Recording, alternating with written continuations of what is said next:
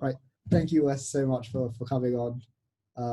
No For problem, Mishan. people watching, I first met Wes in 2018. He came for my birthday lunch actually in Manchester. And since then, Wes has come to Malaysia a few times and hung out with the family. So yeah, Wes, I just wanted to start with the question of what got you into football. Do you know what, Ishan? I was always passionate about sport. Actually, football, I've always loved football. I always watched it on Match of the Day. There wasn't many games on when I was a bit younger, so I'm giving my age away. But I loved any sport. You know, I love watching Grandstand on a Saturday, Sunday. And then I remember being maybe 7 or 8, and I started doing karate at my local leisure centre. And it just went on from there. I always liked to run around, keep fit. You know, my mum said I always had to be on my toes outside, running about. Yeah. And then once I got to secondary school, that's when football and basketball started, really, in a more competitive way. And you joined the United Academy at 12, if I'm not mistaken. Yeah, it was actually 13, which was pretty late. It's pretty late that nowadays. Yeah, it was. How old are people at the start? How old was I? No, how old do people normally join the academy? Well, nowadays it's 5, 6, 7. But then I remember you were probably 9 or 10. I would have thought 9 or 10. And a few of my friends that I played football with on a Sunday, they were at Manchester United. And I remember, like I said, I love sport and I'd play all the time. And my friend was trying to get me to play for this Sunday League team for quite a while, which was called Fletcher Moss Rangers. It's actually got quite a few players even recently in Premier League clubs and other divisions. And I don't know, I think I was scared maybe a little bit. And I remember telling my dad one day, listen, I'd like to join a team. And my dad was like, well, you have to sort of give some up because you go karate all weekend. Yeah. And I remember failing my black belt twice when I was 10. Okay. Yeah, which I was absolutely devastated about. Yeah. And then from then on, I joined the team.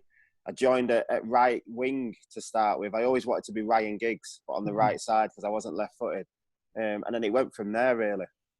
And so when you did join the academy, how did you stay focused and how did you make that progression from, you know, a young kid to playing in the first team? Yeah, well, my journey was a little bit different. When I got to 14, I actually moved from my school and went to a football school, which basically got me into a routine of what YTS would be like. So once I went to my clubs, what I'll be doing. So we did miss, I think it was a day and a half of the school week to go and train. And so I was in the routine pretty early and I was very focused.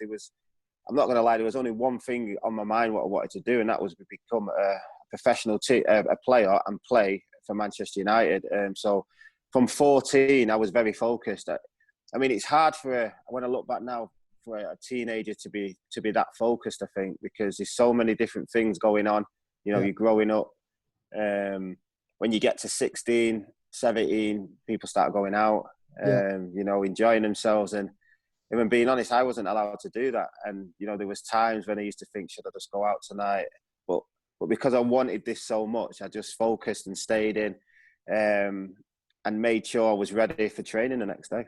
And what was the feeling like when you moved from the academy into the United first team?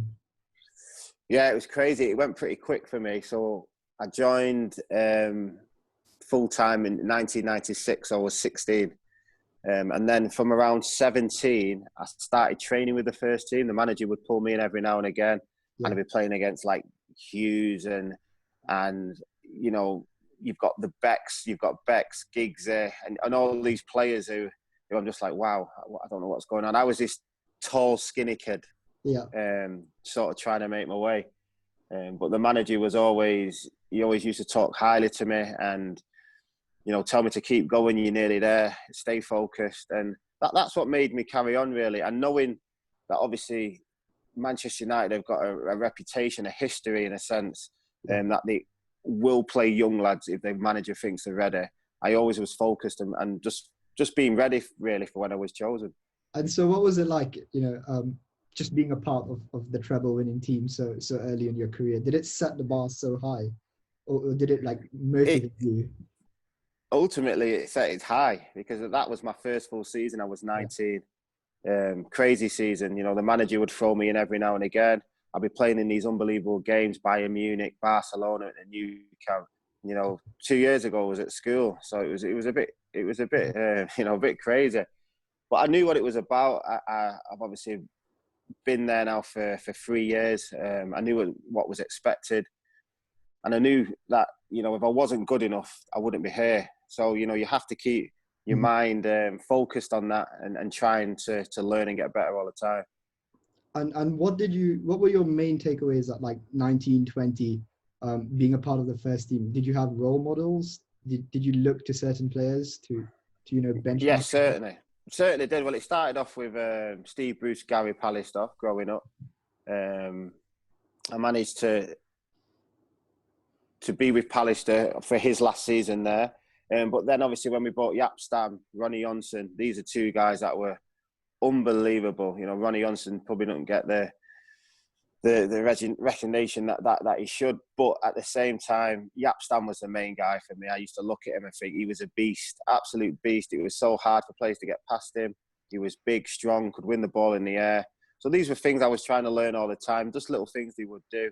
And that would happen, not just with the defenders, but I'd look at Bex and, you know, sort of look at how he would go in training, you know, 100% every day, trying to get better. It didn't matter that, you know, these were his own teammates. You know, he would be working so hard just knowing that on a Saturday, we're probably not going to play against players as good as what we've actually got.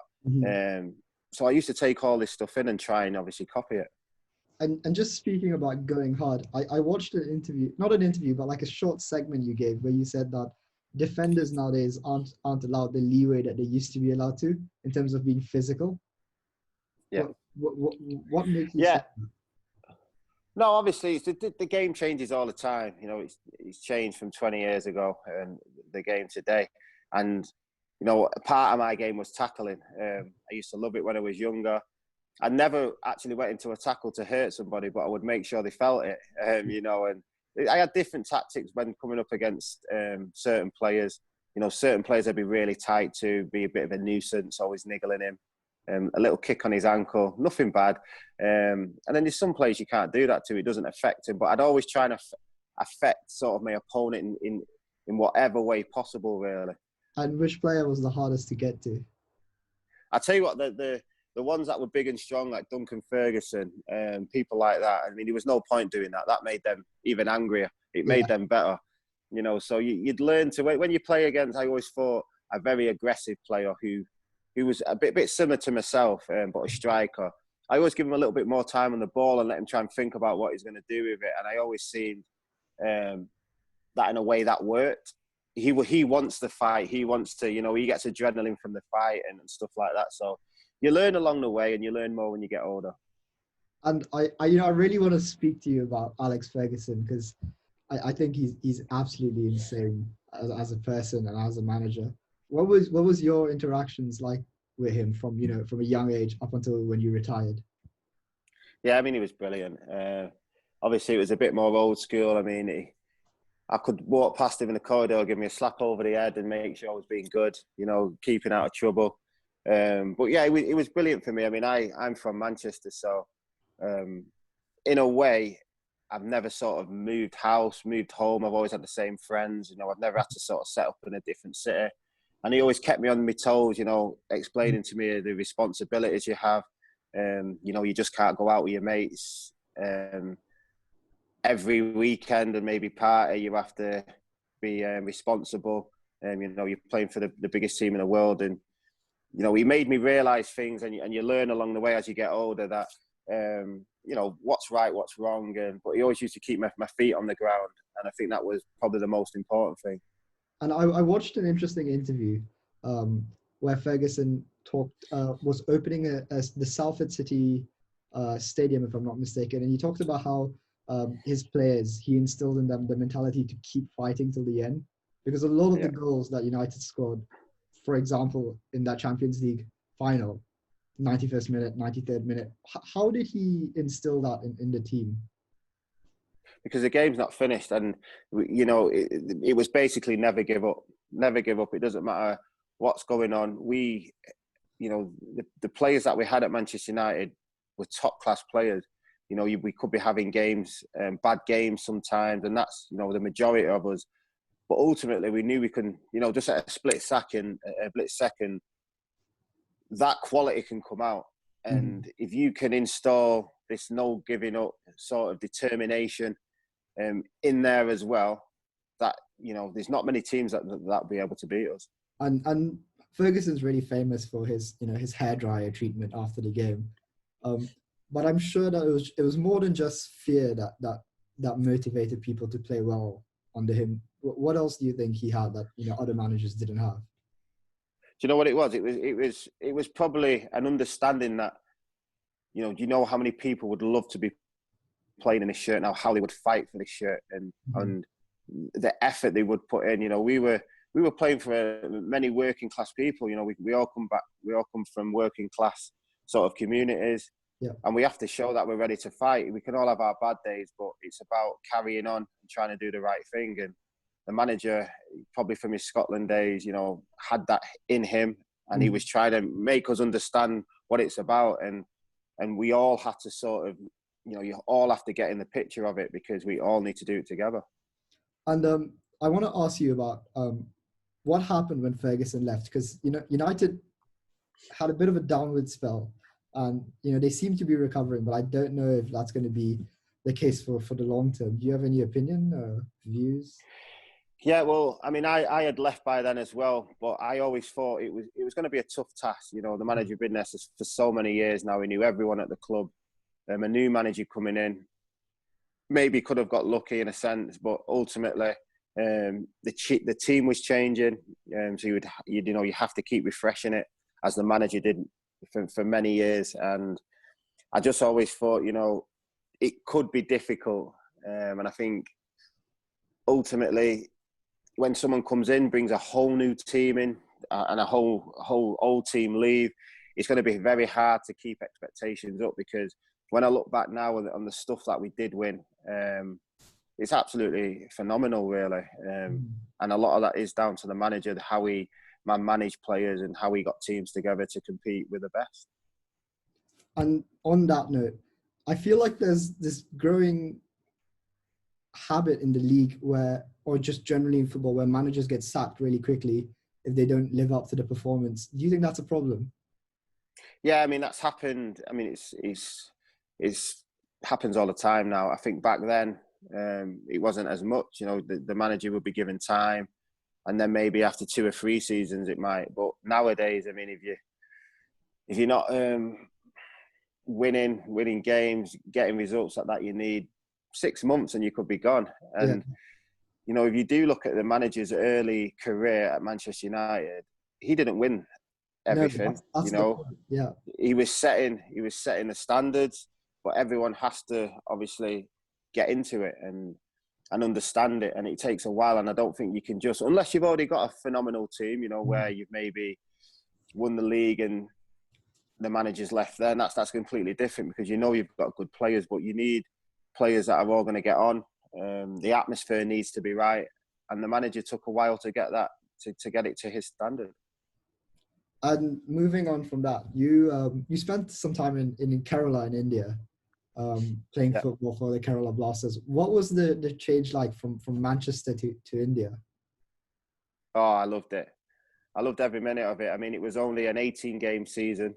I was on my last legs by then, Ishan, and my body wasn't doing what my brain wanted it to. But it was a wonderful experience. I've never played abroad before, so going there I'm so glad I did. I was lucky that the manager used to be one of my old coaches. We also took along Dimitar Berbatov and one of my friends called Paul Chubka, who was a couple of years younger than me in the youth team, and played around the divisions through his career.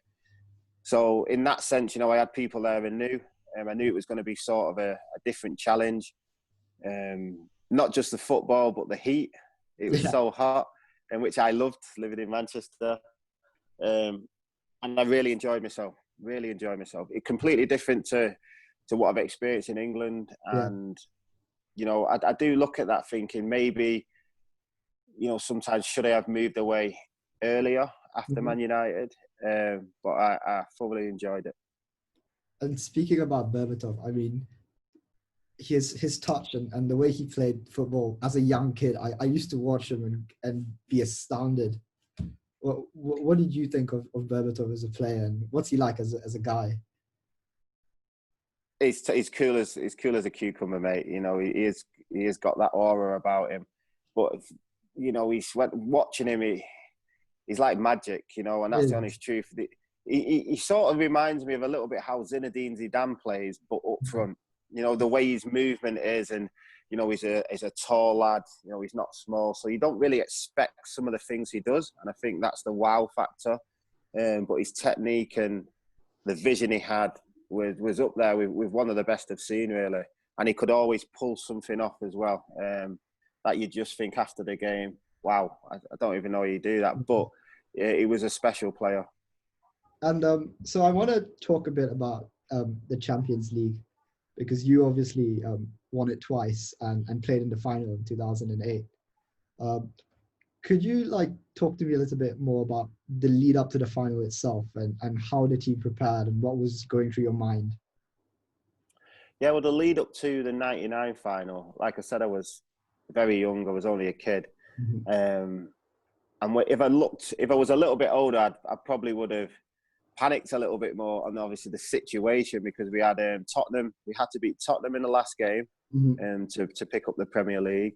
The week after that, we was in the FA Cup final against Newcastle, and then we had Bayern Munich at the Nou Camp. So I'm guessing because I was young, I was a bit naive. I just sort of, you know, you don't really think about how big this can be.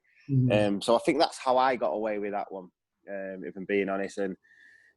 But when I look back now on the achievement that was, and that no English club has actually done it since or ever, is probably the best season highlight of my careers in trophy-wise, and the best feeling that I've had.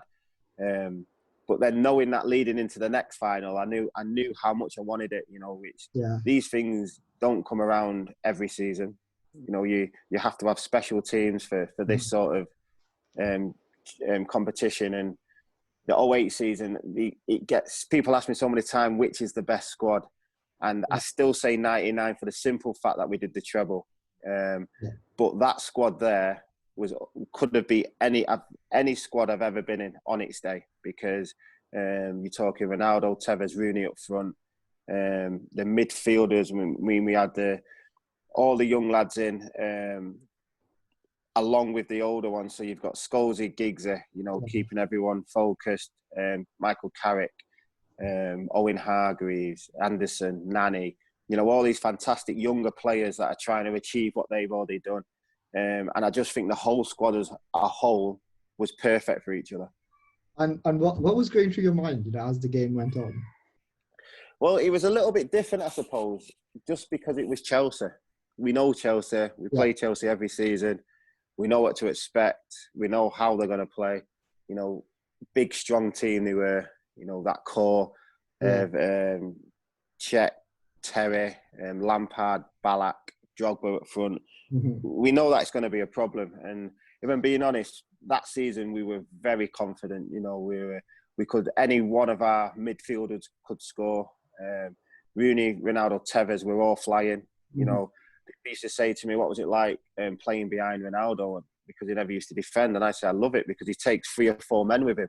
Yeah. You know, and gets them out of position. And then by the time they've recovered, Rooney's in space, Giggs is in space. All these players are basically one-on-one with opponents that on a normal week-in, week-out game, they'll be getting double up themselves. So to have special players like Ronaldo in the team helps so much. And that's what I always used to try and explain to them. And I'd like to ask you about Drogba, because when I think of Drogba, I think about the Champions League header against Bayern Munich, and this just immensely powerful player. What was it like playing against him? It was tough. You know what? I always played pretty decent against Drogba, but he's absolutely a handful. Good in the air, strong, but can also finish from anywhere. You know, outside the box, left, right foot. And he had this determination as well. You know, you knew you couldn't just put him off with something. You'd have to be on your A game playing against him. And I think in that final, I don't know, maybe Vida made it a personal sort of, I'm going to mark him today, because very similar characters. You know, they both want to outdo each other. They both want to play well. And knowing the character that Vida is, he's, you know, probably took it on himself to say, I'm going to mark him today, and I'm going to make sure I come out on top. But we had all them sort of characters all over the pitch. You know, they wanted to win their own battles. They wanted to do their jobs right. And ultimately, by doing that, the team would benefit from it. And what was the pressure like going into the shootout? Well, luckily, I got subbed a minute just before the final whistle after extra time. And I remember getting took off, and even being honest, if I would have stayed on, I would have been so nervous, because I was like happy that he brought me off, because I didn't have to have the pressure of taking a penalty. But at the same time, you know, I wanted to stay on, and maybe if it was my turn, I'd get up and put it in. But it was horrible watching it from the bench. And when Ronaldo misses, you're not thinking the best things at the time. You know, we need Edwin to pull something out, and then obviously the famous slip from John Terry brings the life back into us in a way. And from that moment, I knew we was always going to win it. And moving on, you know, coronavirus has disrupted everything. We've seen the Bundesliga start up, but in very different circumstances. How do you think the Premier League's gonna be without having fans in the stadium, if they do decide to bring it back in? Yeah, well, firstly, I think it's important that everyone stays safe on it. I think the Bundesliga have set the way, and I think every sport sort of franchise is looking at the Bundesliga to sort of copy what they're doing, or maybe tweak a few things here. But ultimately, they thought they need to get the season finished. You know, the safest way to do it is this way. I think, obviously, having fans there, it puts people in danger. It's not what's the word? As a player, it would be very weird for fans not to be there and maybe get up for the game a little bit, because there's nothing better than when you walk out or you're playing when the fans, you know, you're playing for them as well. So it will be a little bit different, but I think ultimately, you know, if it's safe to do, I think it's fine. It has changed, I'm going to guess, every sort of sport or gathering in general. And no one really knows how long it's going to go on for, but the Bundesliga, just like the Premier League, are determined to get the season finished. And the only way they can do it is without fans, but it will be different for the players when they are playing. And I mean, if the Premier League do allow it to finish, Liverpool are gonna But I mean, they are. I must say, unfortunately. They've had props to Jurgen Klopp. I think he's done something amazing with that team. Yeah, very, very good manager, and the team that he's built. And this season, no one's been able to stop him, you know. So you can, you know, you have to look at it and say, well done. That's football. I mean, they've looked at Man United for many years and, you know, would have been devastated, but at the same time, you know, the best team at the time's the best team. So they will be determined to get it finished, and I'm sure they'll get the remaining games won and lift it. But I think the games are still getting played, not just for that side of it, for every side of it. Who's going to go into Europe? Who's going to get relegated? Which teams are going to come up? As we know, because ultimately everything will carry on once this is over, and them positions will need to be filled. So I just probably like to also ask you, if you could create your dream team of 11 people, who would be in that team? Oh, people that I've played with, and it could be anyone. Or people. Yeah, okay. Oh, that's a good one. Well, I'll stick Edwin in there. And people have always asked me, what about Schmeichel? I say it would have been Schmeichel if I would have played longer with him. But I was only there for one season with Schmeichel, and Edwin was brilliant. My back line probably would be, this way it gets hard, I'd probably go Rio and Vida, Yapstam as a three. In the middle, I'd go Scholesy, Keane, Robson. Mm-hmm. I think that's 7 at the moment. Yep. Giggsy, left wing. Yep. Ronaldo, right wing. Rooney, and this is where it gets hard. It'll be Cole or Van Nistelrooy. How is Wayne Rooney? I know you're still quite good friends with him. Yeah, he's good. He's obviously just at home like everyone else. I think they start training next week. It's a little bit different to the Premier League. But yeah, everyone's home. Everyone's homeschooling, Ishan. Yeah, it's so... If you've got anything to send me for my children, please do. Because they keep telling me they finished an hour in, everything that gets sent from school. So, but yeah, everyone's sort of just doing the same. Not many people are going out anyway. And what do you have planned for the next few months? Nothing really. I mean, I still do a lot on MUTV in the morning. So we have a group chat, we call it, and get guests on every morning. I do, some other stuff, lots of Zoom calls for different programs. But other than that, we're not allowed to leave the house. So not been anywhere to meet anyone or stuff like that, which is a shame. But I mean, we all have to make sure that we stay safe and keep going on from there and see what happens from there. And like a final question is, after you finished, you started thinking about retirement. How did you prepare yourself for life after football? Yeah, I mean, it's tough. I mean, it's coming because you can't run anymore, and you're getting older. You're getting to the stage where literally, the majority of every player sort of retires. So I took my coaching badges. I was maybe looking to go into that. Obviously started working for the club as well. And I think you've got to sort of find a balance. I still actually play football with my mates as well because that adrenaline and just being with the boys, gives me. And I don't think that'll ever go. But at some point, it does get to you a little bit. I'm sure if you speak to anyone, some point the party stops, as we call it. Yeah. And you sort of get on with the next phase of your life, and you just have to find the best way of dealing with it, the best you can. But I'm still passionate. If one of my mates phoned me today and said, "Do you want to go football later?" Obviously not in these circumstances, my first reaction would be no. And then sitting down on my couch for half an hour, I'd be texting, I'll be there in an hour. So I don't think it ever leaves you.